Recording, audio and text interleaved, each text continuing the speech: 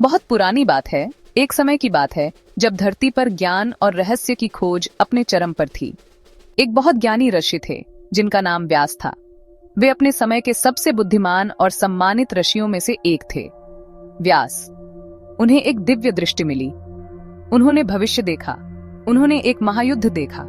यह युद्ध इतना विनाशकारी था कि इसकी कल्पना मात्र से ही रोंगटे खड़े हो जाते थे।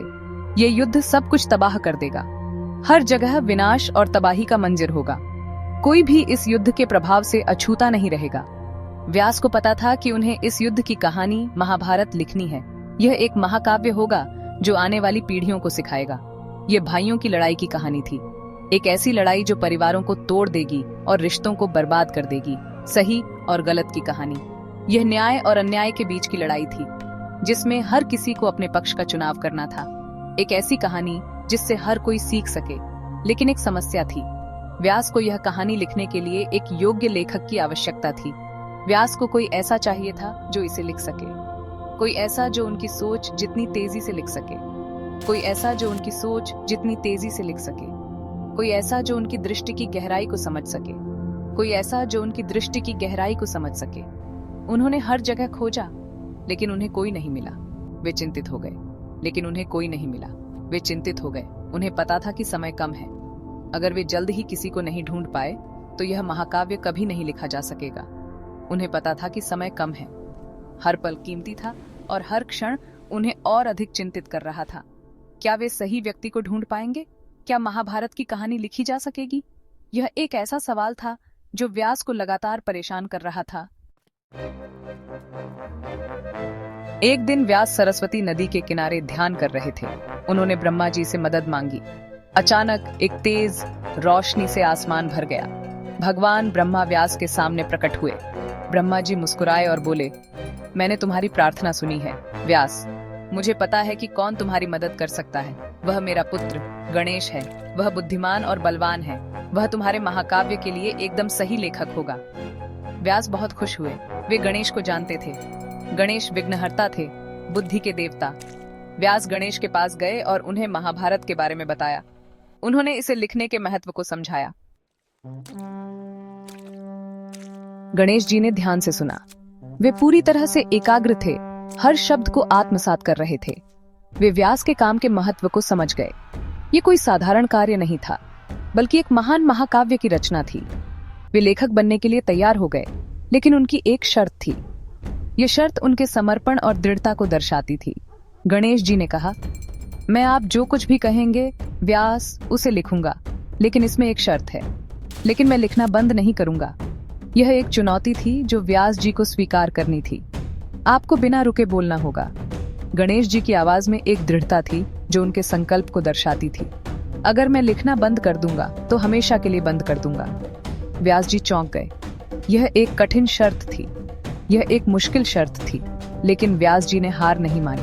उन्होंने इस चुनौती को स्वीकार किया, लेकिन वे इसका हल ढूंढने के लिए दृढ़ थे। उन्होंने बहुत सोचा। उनके मन में कई विचार आए और गए। उन्हें पता था कि उन्हें सावधान रहने की जरूरत है। हर शब्द का महत्व था और कोई भी गलती नहीं होनी चाहिए। उन्हें अपने शब्दों को सोच समझकर चुनने की जरूरत है। हर वाक्य को ध्यान से गढ़ना होगा।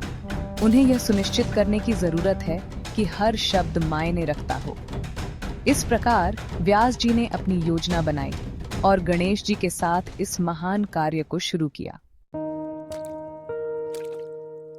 भाग 4, बिना रुके लिखावट। अंत में व्यास गणेश की शर्त मान गए। वे काम पर बैठ गए। व्यास ने महाभारत सुनाना शुरू किया। उन्होंने पहले धीरे धीरे बोला। उन्होंने हर शब्द पर ध्यान से विचार किया।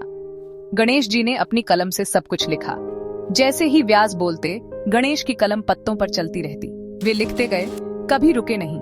व्यास के मुंह से शब्द निकलते रहे। महाभारत की कहानी खुलती गई। भाग 5, एक पल का विराम। दिन रात में बदल गए और रातें दिन में बदल गईं। समय का पहिया निरंतर घूमता रहा और हर गुजरते पल के साथ एक नई कहानी का जन्म होता रहा। व्यास और गणेश जी ने बिना थके काम किया। उनकी मेहनत और समर्पण ने उन्हें आगे बढ़ने की प्रेरणा दी। वे दोनों एक दूसरे के साथ तालमेल बिठाकर काम कर रहे थे, जैसे कि वे एक ही धुन पर नृत्य कर रहे हों। लेकिन फिर एक दिन व्यास कहानी के एक बहुत ही जटिल हिस्से पर आ गए। यह वह क्षण था जब कहानी की गहराई और जटिलता ने उन्हें सोचने पर मजबूर कर दिया। उन्हें सोचने के लिए समय चाहिए था। यह एक ऐसा पल था जब उन्हें अपने विचारों को व्यवस्थित करने की आवश्यकता महसूस हुई। उन्हें अपने विचारों को इकट्ठा करने के लिए एक पल चाहिए था। यह एक ऐसा क्षण था जब उन्हें अपने मन को शांत करने और नई ऊर्जा के साथ आगे बढ़ने की आवश्यकता थी। लेकिन वे बोलना बंद नहीं कर सकते थे, वरना गणेश लिखना बंद कर देते। यह एक चुनौतीपूर्ण स्थिति थी, क्योंकि कहानी को निरंतरता में बनाए रखना आवश्यक था। व्यास ने जल्दी से सोचा।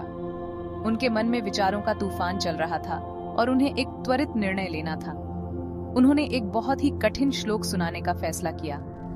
यह श्लोक इतना जटिल था कि इसे समझने के लिए गहन ध्यान और बुद्धि की आवश्यकता थी। श्लोक इतना कठिन था कि गणेश जी को भी अपनी सारी बुद्धि के साथ उसे समझने के लिए एक पल चाहिए था। यह एक ऐसा क्षण था जब गणेश जी को भी रुककर सोचने की आवश्यकता महसूस हुई। इससे व्यास को सोचने का समय मिल गया। यह एक ऐसा पल था जब दोनों ने एक दूसरे की क्षमताओं को समझा और एक नई दिशा में आगे बढ़ने का निर्णय लिया। भाग 6 महाभारत का ज्ञान। और इसलिए व्यास महाभारत सुनाते रहे। उन्होंने पांडवों और कौरवों, उनके प्रेम और उनके युद्धों के बारे में बताया। उन्होंने धर्म, कर्म, मोक्ष के बारे में बताया। उन्होंने जीवन की जटिलताओं और सही चुनाव करने के महत्व के बारे में बताया। गणेश जी ने बदले में व्यास जी की हर बात ईमानदारी से लिखी। वे महाभारत के महत्व को समझते थे। वे जानते थे कि यह महाकाव्य लोगों को जीवन, प्रेम, युद्ध और शांति के बारे में सिखाएगा। भाग 7 एक अमर विरासत। अंत में कई महीनों की कड़ी मेहनत के बाद उन्होंने काम पूरा कर लिया। महाभारत पूरी हो गई।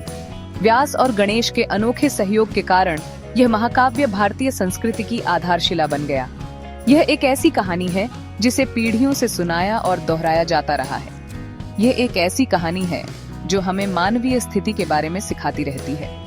यह एक ऐसी कहानी है जो हमें ज्ञान, साहस और करुणा के महत्व की याद दिलाती है। और यह सब एक अर्षि, एक देवता और एक वादे से शुरू हुआ।